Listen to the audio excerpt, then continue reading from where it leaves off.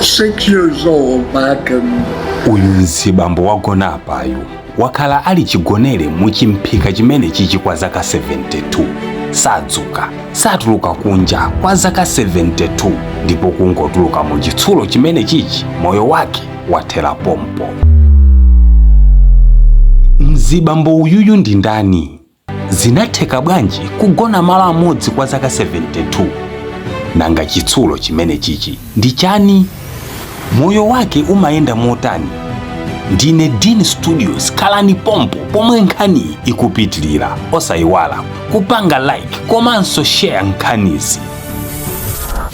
Nthawi yapitayo ndinatumiza chithunzi chabe cha nkhani, koma kamba kama komenta anthu ochuluka amati ndipange video kuti amvesese bwino, ndipo ndabwera ndi nkhani lero kuti muimvesese. Paul Alexandra ndiye dzina lake. Anabadwa bwinobwino monga momwe mwana aliyense abadwira, ndipo makolo ake anali okondwa kuti alandira mphaso, koma zitakwana zaka zisanu ndi chimodzi 6 ndipo mwe zonse zinayamba.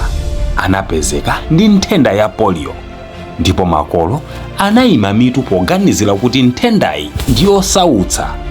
Anakhala ku chipatala kwa nthawi yayitali ali mu rumu yomwe anthu odwala matenda awa nthawiyo amawasungiramo. Zinapezeka kuti Alexandra waonongekeratu mapapu ake onse. Chifukwa ichi amalumikizidwa mamakina amapapu kuti azitha kupuma masiku nkumapita. Ena ambiri anamwalira, koma Paul anali ndi moyo. Nthawi ya Christmas inafika, ndipo makolo a Paul anaona kuti ndi kwabwino kuti adye Christmas ndi mwana wawo ali pa nyumba. Choncho makolowa anapangisa chisulo ichi mukuchiona apachi ndi kuloda mu galimoto nkupita ku chipatala ndi kukawauza achipatala kuti mwanayo azikamusamala okha, ndipo zinaterodi. Paul anayikidwa mu rumu iyi kwa zaka 72, koma poyamba ndi kufotokozereni mmene mashini awa amagwirira ntchito. Mashini awa amagwira ntchito ngati mapapo basi. Analumikizidwa ndi laini ya mapapo kuti apume ndi mashini awa basi. Satuluka mmashinimu, sapita ku chimbuzi, kamba kuti zonse amachitira mkati mommo. Muli malo opita zonsezi special. Mira iyi mukuiona pamwamba pakeyi ndiyo ngoyang'anira chabe munthu yemwe akulowa mu rumu iyi. Ndipo zaka zingapo zapitazo makolo a Paul anamwalira ndi kusiya Paul ali mchimashini chimenechi. Wakhala akusamalidwa ndi anthu osiyanasiyana, antchito, azungu anzake komanso anthu ena okuda. Chimachini ichi pa tsiku chimatsekulidwa kamodzi pofuna kuchotsa zoyipa komanso kusintha zogonera.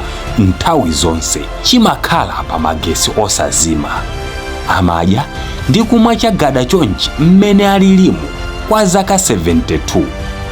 Thupi lake lonse lakhala lili mu chitsulochi kwa zaka 72 kupatula mutu okhawo, ndipo Paul wamwalira posachedwapa ali ndi zaka 78. Paulo anali atatha zaka zoposera 72 akugwirisira ntchito mapapu ake achisulowa, ndipo ndi munthu oyamba kuposa wina aliyense mbiri. Paul ndi waku America, chigonereni kwa zaka 72. Onera nzanga, thokozani mtendere wa Mulungu nthawi zonse, kamba kuti tizafusidwa za mtendelewu tinawugwirisa ntchito bwanji, tinanyozeranji nawo ena, kaduka, umbombo, udzikundikira chuma ndi zina zambiri. Osayiwala kuti pasa malonda anu aja kuti tikutsatsireni, anthu ambiri awadziwe. Pajatu malonda samagulisira nyumba. Tilankhuleni ife a Dean Studios kuti mumve zambiri. Osayiwala kupanga share Paul Alexandra. Mulungu amukhululukire komwe aliko.